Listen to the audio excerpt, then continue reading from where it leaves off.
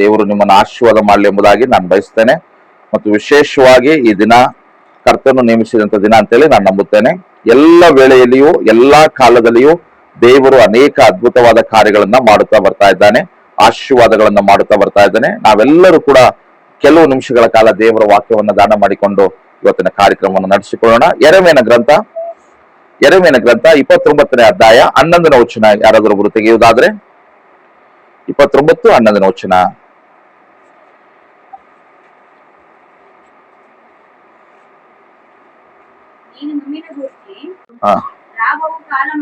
రాబోయే కాలమందు మీకు నిరీక్షణ కలుగునట్లుగా మీ సమాధానకరమైన ఉద్దేశములు గాని ಹಾನಿಕರమైనవి ಕಾವು. ಇದು ಯೆಹೋವ ವಾಕ್ಯವು. ಒಂದ್ಸಲ ಕನ್ನಡದಲ್ಲಿ ಒಂದ್ಸರಿ ಹೋದ್ರೆ,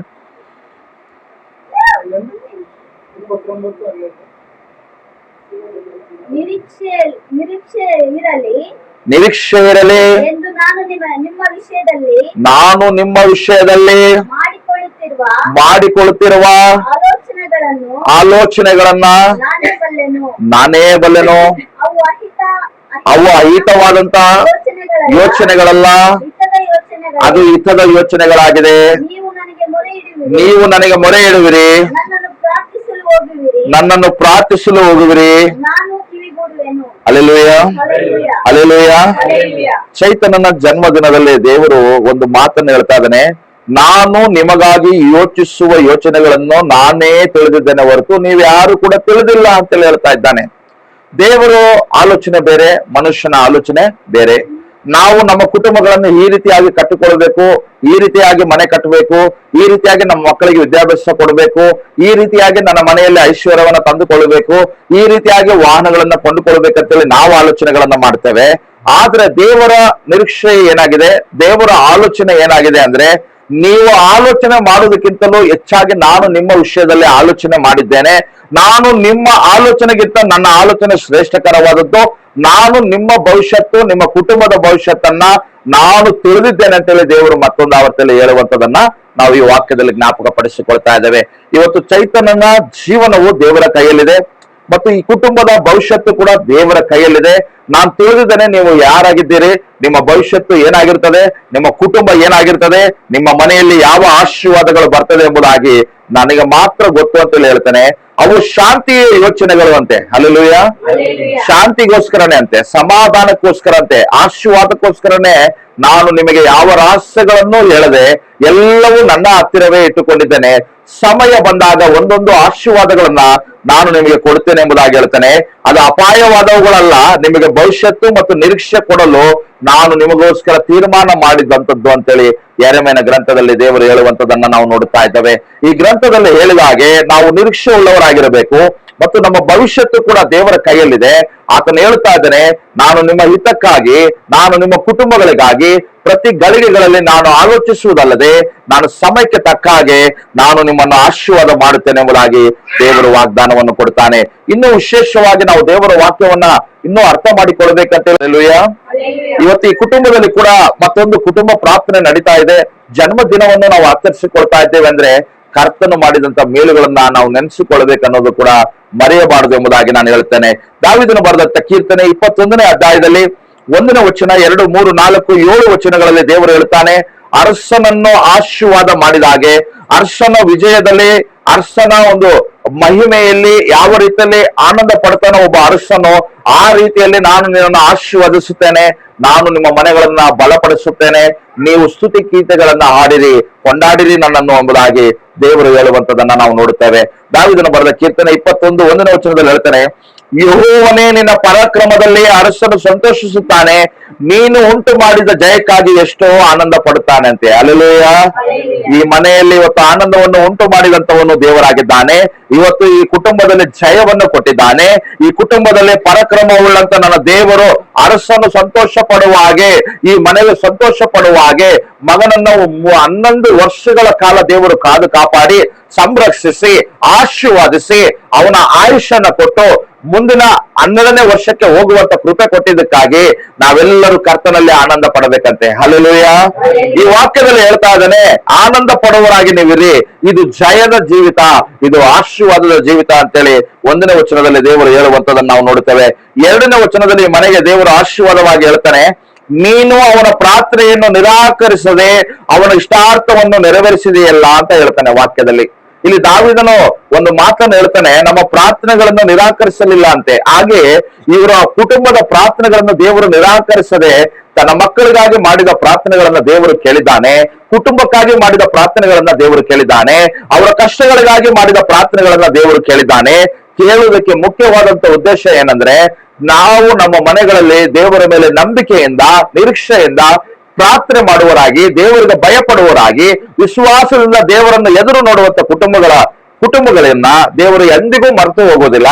ಆತನು ನೆನೆಸಿಕೊಂಡಿರುವುದರಿಂದಲೇ, ನೆನಪು ಇಟ್ಟುಕೊಂಡಿರುವುದರಿಂದಲೇ ಈ ದಿನ ಹೇಳ್ತಾ ಇದ್ದಾನೆ, ನಿನ್ನ ಪ್ರಾರ್ಥನೆಯನ್ನ ನಾನು ಕೇಳಿದ್ದೇನೆ, ನಾನು ನಿನ್ನ ಪ್ರಾರ್ಥನೆ ನಿರಾಕರಿಸಲಿಲ್ಲ, ಅದಕ್ಕೆ ನಿನ್ನ ಇಷ್ಟಾರ್ಥಗಳೆಲ್ಲವೂ ನೆರವೇರ್ತಾ ಇದೆ. ಅಂದ್ರೆ ಕಾರಣ ಇಷ್ಟೇ, ನಿನ್ನ ಪ್ರಾರ್ಥನೆಗೆ ನಾನು ಉತ್ತರ ಕೊಡೋದಕ್ಕೆ ಯಾವಾಗಲೂ ಸಿದ್ಧವಾಗಿದ್ದೇನೆ ಅಂತೇಳಿ ಈ ಕುಟುಂಬಕ್ಕೆ ದೇವರು ವಾಗ್ದಾನವನ್ನು ಕೊಡ್ತಾ ಇದ್ದಾನೆ.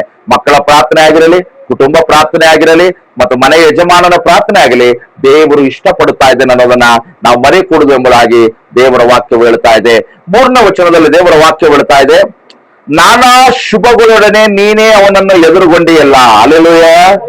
ಎಲ್ಲರೂ ಒಂದ್ಸಾರಿ ಹೇಳ್ರಿ, ನಾನಾ ಶುಭಗಳೊಡನೆ ನೀನೇ ಅವನನ್ನ ಎದುರುಗೊಂಡಿಯಲ್ಲ, ಅವನ ತಲೆಯ ಮೇಲೆ ಸುವರ್ಣ ಕಿರೀಟವನ್ನಿಟ್ಟಿದ್ದಿ.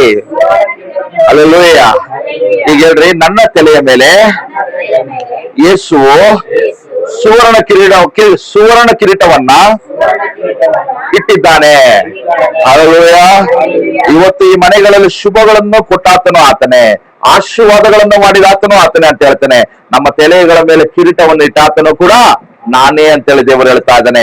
ನಾನಾ ಶುಭಗಳನ್ನು ಈ ಕುಟುಂಬಕ್ಕೆ ದೇವರು ಮಾಡ್ತಾನೆ ಬರ್ತಾ ಇದ್ದಾನೆ. ಅದಕ್ಕೆ ದೇವರು ಹೇಳ್ತಾನೆ, ಅವನನ್ನು ಎದುರುಗೊಂಡೆಯಲ್ಲ. ನೀನು ಸ್ತುತಿ ಮಾಡೋದಕ್ಕೆ ಸ್ಟಾರ್ಟ್ ಮಾಡಿದ್ಕೊಳ್ಳೆ, ನಿಮ್ಮ ಮನೆಯಲ್ಲಿ ಪ್ರಾರ್ಥನೆ ಮಾಡೋದಕ್ಕೆ ಶುರು ಮಾಡಿದ್ಕೊಳ್ಳೆ, ದೇವರು ನಿನ್ನ ಎದುರಿಗೆ ಬರ್ತಾನಂತೆ. ಪ್ರಕಟಣೆ 3:20 ಹೇಳಿದಾಗೆ ಆತನ ನಿನ್ನ ಎದುರಿಗೆ ಬರುವುದಲ್ಲದೆ ಆತನ ಹೇಳ್ತಾ ಇದ್ದಾನೆ, ನಾನು ನಿನಗೆ ಕಿರೀಟವನ್ನು ಇಡುತ್ತಾ ಇದ್ದೇನೆ, ಸುಭಿಕ್ಷೆಯ ಕಿರೀಟವನ್ನು ಇಡುತ್ತಾ ಇದ್ದೇನೆ, ಸುವರ್ಣದ ಕಿರೀಟವನ್ನು ಇಡುತ್ತಾ ಇದ್ದೇನೆ ಅಂತೇಳಿ ಹೇಳ್ತಾ ಇದ್ದಾನೆ. ಇವತ್ತು ಈ ಕುಟುಂಬಕ್ಕೆ ದೇವರು ರಾಜನಂತೆ ಆಶೀರ್ವಾದಗಳನ್ನು ಮಾಡ್ತಾ ಇದ್ದಾನೆ. ಆ ರಾಜನಾದಂತ ದೇವರು ತನ್ನ ಮಕ್ಕಳನ್ನು ಕೂಡ ರಾಜ ರಾಣಿಯರಂತೆ ಆಶೀರ್ವಾದಗಳನ್ನ ಕೊಡ್ತಾ ಇದ್ದಾನೆ. ಇವತ್ತು ಈ ಲೋಕಕ್ಕೆ ನೀವು ಉಪ್ಪಾಗಿರಿ ಎಂಬುದಾಗಿ ದೇವರು ಹೇಳ್ತಾ ಇದ್ದಾನೆ. ನಾನು ನಿಮ್ಮನ್ನು ಆಶೀರ್ವಾದ ಮಾಡಿದ್ದೇನೆ ಅಂತ ಹೇಳ್ತಾನೆ. ಕೊನೆಯದಾಗಿ ನಾವು 4ನೇ ವಚನದಲ್ಲಿ 5ನೇ ವಚನದಲ್ಲಿ ನೋಡೋದಾದ್ರೆ, ಅವನು ದೀರ್ಘಾಯುಷ್ಯನ್ನು ಬೇಡಿಕೊಳ್ಳಲು ನೀನು ಯುಗಾಂತರಗಳಲ್ಲಿ ಆಯುಷನ್ನು ಅನುಗ್ರಹಿಸಿದೆ. ಹಲ್ಲೆಲೂಯ. ನಮ್ಮೆಲ್ಲರ ಆಯುಷ್ಯಗಳನ್ನು ನಾವು ಬೇಡಿಕೊಂಡ್ರೆ ಆ ಆಯುಷ್ಯ ಕೊಡುವಂತ ದೇವರಾಗಿದ್ದಾನೆ ಅಂತೆ. ಇವತ್ತು 11 ವರ್ಷಗಳ ಕಾಲ ಅವರ ತಂದೆ ಮಗನಿಗಾಗಿ ಪ್ರಾರ್ಥನೆ ಮಾಡಿದ್ದಾನೆ. ಆ ಮಗನ ಕುಟುಂಬಕ್ಕಾಗಿ ಮಗನಿಗಾಗಿ ಪ್ರಾರ್ಥಿಸಿದಾನೆ. ಅವನ ಯೌವನವನ್ನ ಪ್ರಾರ್ಥಿಸಿದಾನೆ. ಅವನ ಜೀವಿತದ ಪರೀಕ್ಷೆಗಳಿಗಾಗಿ ಪ್ರಾರ್ಥಿಸಿದಾನೆ.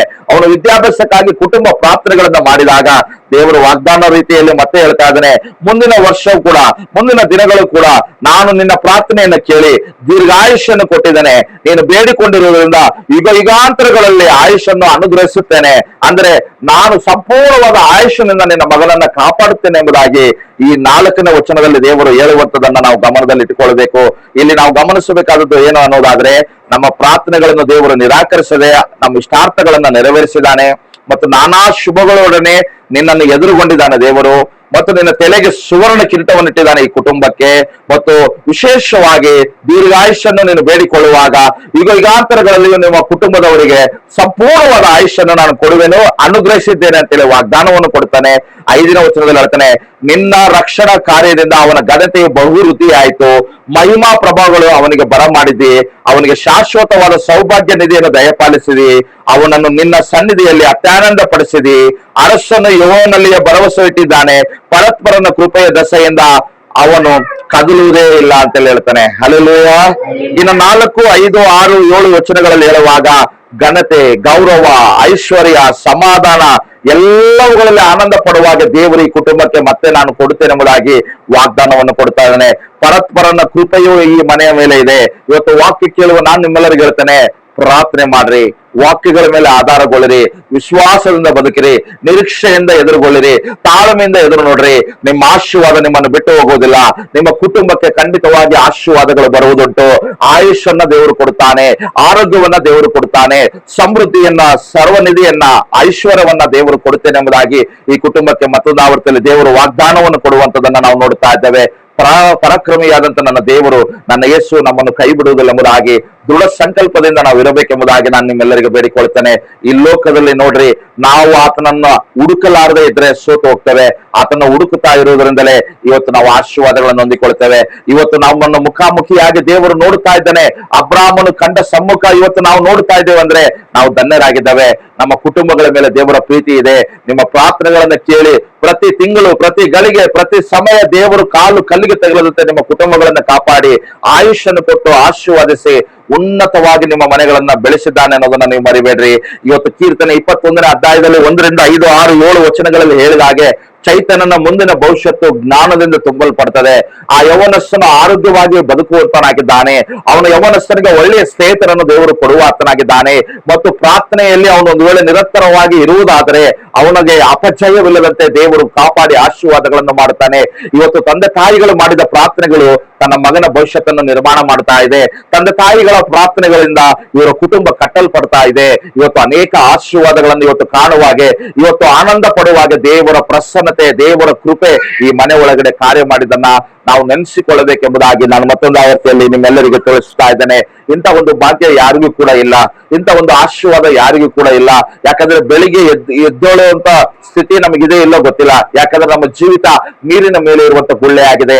ಆತನ ಕೃಪೆ ಇರುವ ತನಕ, ಆತನ ಕರುಣೆ ಇರುವ ತನಕ, ಆತನ ಮಕ್ಕಳನ್ನು ಕೋಳಿ ತನ್ನ ಮರಿಗಳನ್ನು ಬಚ್ಚಿಟ್ಟುಕೊಂಡ ಹಾಗೆ ದೇವರು ಬಚ್ಚಿಟ್ಟುಕೊಂಡು ಇರುವುದರಿಂದಲೇ ಇವತ್ತು ನಮ್ಮ ಮನೆಗಳಲ್ಲಿ ಆನಂದದ ಹಬ್ಬವನ್ನು ನಾವು ಮಾಡ್ತಾ ಇದ್ದೇವೆ, ಕೃತಜ್ಞತೆಯ ಹಬ್ಬವನ್ನು ಮಾಡ್ತಾ ಇದ್ದೇವೆ, ಸರ್ವಶಕ್ತನ ಮಹಿಮೆಯ ಹಬ್ಬವನ್ನು ನಾವು ಮಾಡ್ತಾ ಇದ್ದೇವೆ. ಅಂದ್ರೆ ಕಾರಣ ಇಷ್ಟೇ, ಯೇಸು ನಮ್ಮನ್ನು ಬಹಳವಾಗಿ ಪ್ರೀತಿ ಮಾಡ್ತಾ ಇದ್ದಾನೆ. ಯೇಸು ನಮಗಾಗಿ ಏನು ಬೇಕಾದ್ರೂ ಮಾಡುವುದಕ್ಕೆ ಆತನ ಸಿದ್ಧನಾಗಿದ್ದಾನೆ. ಆತನ ರಕ್ತದಲ್ಲಿ ತೊಳೆಯಲ್ಪಟ್ಟಂತ ಆತನ ಮಕ್ಕಳಾದಂತ ನಮ್ಮೆಲ್ಲರನ್ನು ಕೂಡ ಆತನು ಹೇಳ್ತಾ ಇದ್ದಾನೆ, ನಾನು ನಿಮ್ಮನ್ನು ಕೈ ಬಿಡುವುದಿಲ್ಲ ಎಂಬುದಾಗಿ, ನಾನು ನಿಮ್ಮನ್ನು ಉದ್ಧಾರ ಮಾಡುತ್ತೇನೆ ಎಂಬುದಾಗಿ, ನಾನು ನಿಮ್ಮನ್ನು ಆಶೀರ್ವಾದ ಮಾಡುತ್ತೇನೆ ಎಂಬುದಾಗಿ ಮಾತು ಕೊಟ್ಟ ದೇವರನ್ನ ನಾವು ಮರಿಕೊಡುದು. ಇದನ್ನ ಈ ಕುಟುಂಬ ನೆನೆಸಿಕೊಂಡಿರುವುದರಿಂದಲೇ ದೇವರ ಅತ್ಯಧಿಕವಾದ ಬಹುಮಾನ ಐಶ್ವರ್ಯಗಳಿಂದ ತುಂಬಿಸುತ್ತಾನೆ ಎಂಬುದಾಗಿ ನಾನು ನಂಬುತ್ತೇನೆ. ದೇವರೇ ಮನೆಯನ್ನ ಆಶೀರ್ವಾದ ಮಾಡಲಿ, ನಿಮ್ಮ ಕುಟುಂಬಗಳನ್ನ ಆಶೀರ್ವಾದ ಮಾಡಲಿ. ಪ್ರಾರ್ಥನೆ ಮಾಡೋಣ. ಸರ್ವಶಕ್ತನಾದ ದೇವರೇ, ನಿನಗೆ ಸ್ತೋತ್ರಗಳು. ಈ ಸಾಯಂಕಾಲದ ವೇಳೆಯಲ್ಲಿ ದೇವರೇ, ಈ ಕುಟುಂಬ ಪ್ರಾರ್ಥನೆಯಲ್ಲಿ ನಾವು ಪ್ರಾರ್ಥನೆಗಳನ್ನ ಮಾಡ್ತಾ ಇದ್ದೇವೆ. ಸಹೋದರ ರಾಜಶೇಖರ ಪ್ರಾರ್ಥನೆಗಳನ್ನ, ಸಾವಿತ್ರಿ ಪ್ರಾರ್ಥನೆಗಳನ್ನ ಕೇಳಿ ದೇವರೇ, ಅವನ ಮಗನಾದಂತ ದೇವರ ಚೈತನ್ಯನ ಜೀವಿತದಲ್ಲಿ ಉಜ್ಜೀವನ ಮಳೆ ಉಂಟು ಮಾಡಿ ಆಶೀರ್ವಾದ ಮಾಡಿ ಏಸೇಪನಂತೆ ಜ್ಞಾನವನ್ನು ಕೊಟ್ಟು ಅದ್ಭುತ ರೀತಿಯಲ್ಲಿ ಮುಂದಿನ ಭವಿಷ್ಯತ್ತನ್ನು ನಿರ್ಮಾಣ ಮಾಡಿಕೊಡುವಂತೇಳಿ ನಾನು ಪ್ರಾರ್ಥಿಸ್ತೇನೆ. ಈ ಮನೆಯನ್ನು ಆಶೀರ್ವಾದ ಮಾಡುತ್ತೇಳಿ ನಾನು ಪ್ರಾರ್ಥಿಸ್ತೇನೆ. ಇವರ ಪ್ರಾರ್ಥನೆಗಳನ್ನು ನಿರಾಕರಿಸದೆ ನಾನು ಇಷ್ಟಾರ್ಥಗಳನ್ನು ನೆರವೇರಿಸಿದ್ದೇನೆ ಅಂತೇಳಿ ಹೇಳಿದೆಯಾ, ಆ ಪ್ರಾರ್ಥನೆ ಹಾಗೆಯೇ ನೆರವೇರಲಿ. ಮುಖಾಮುಖಿಯಾಗಿ ಎದುರುಗೊಂಡು ಶುಭಗಳನ್ನು ಉಂಟು ಮಾಡುತ್ತೇಳಿ ನಾನು ಪ್ರಾರ್ಥಿಸ್ತೇನೆ. ಸಮಾಧಾನವನ್ನು ಕೊಡುತ್ತೇಳಿ ನಾನು ಪ್ರಾರ್ಥಿಸ್ತೇನೆ. ಈ ಮನೆಯಲ್ಲಿ ಐಶ್ವರ್ಯವನ್ನು ಕೊಡುತ್ತೇಳಿ ನಾನು ಪ್ರಾರ್ಥಿಸ್ತೇನೆ. ಯಾರೆಲ್ಲ ವಾಕ್ಯ ಕೇಳ್ತಾ ಇದ್ದಾರೆ, ಅವರ ಕುಟುಂಬದಲ್ಲಿ ಕಷ್ಟಗಳು, ಸಮಸ್ಯೆಗಳು ಇರುವುದಾದ್ರೆ ಬಿಡುಗಡೆ ಮಾಡಿ ಸಮೃದ್ಧಿಯನ್ನು, ಸಂತೋಷವನ್ನು, ಆನಂದವನ್ನು ಕೊಡುವಂತೇಳಿ ನಾನು ಪ್ರಾರ್ಥಿಸ್ತೇನೆ. ಯೇಸು ನಾಮದಲ್ಲಿ ಈ ರಾತ್ರಿ ನಾನು ಪ್ರಾರ್ಥನೆ ಮಾಡ್ತಾ ಇದ್ದೇನೆ. ಇಲ್ಲಿರುವಂತ ಎಲ್ಲರನ್ನು ಕೂಡ ಆಶೀರ್ವಾದ ಮಾಡು, ಮಹಿಮೆ ಘನತೆ ಉಂಟಾಗುವಂತೆ ಅದ್ಭುತಗಳನ್ನ ಮಾಡು. ಈ ರಾತ್ರಿ ವೇಳೆಯಲ್ಲಿ ಯಾರ ಕುಟುಂಬಗಳಲ್ಲಿ ಕಷ್ಟಗಳಿದೆ, ಸಾಲಗಳಿದೆ, ಚಿಂತೆಗಳಿದೆ, ವ್ಯಸನದಲ್ಲಿದ್ದಾರೋ ದೇವರೇ, ಈ ರಾತ್ರಿ ನಿನ್ನ ಕೃಪೆಯು, ನಿನ್ನ ದರ್ಶನವು ನೋಡುವಂತೆ ಭಾಗ್ಯವನ್ನು ಕೊಡು. ಪ್ರತಿಯೊಬ್ಬರನ್ನ ದರ್ಶಿಸು ಕರ್ತನೆ. ಪ್ರಾರ್ಥನೆಗೆ ಶಕ್ತಿ ಇದೆ ದೇವರೇ. ನಿನ್ನ ವಾಕ್ಯಗಳನ್ನು ಹಿಡಿದುಕೊಂಡು ಕೇಳುವಾಗ, ನಿನ್ನನ್ನು ಕೊಂಡಾಡುವಾಗ, ಅಥವಾ ನಿನ್ನ ಮುಂದೆ ಮೊಣಕಾಲೂರುವಾಗ ದೇವರ ಸದುತ್ತರಗಳನ್ನು ಕೊಡು ಎಂಬುದಾಗಿ ಯೇಸು ನಾಮದಲ್ಲಿ ಪ್ರಾರ್ಥಿಸಿ ಬೇಡಿಕೊಳ್ತಾ ಇದ್ದೀವಿ ತಂದೆ. Amen, amen.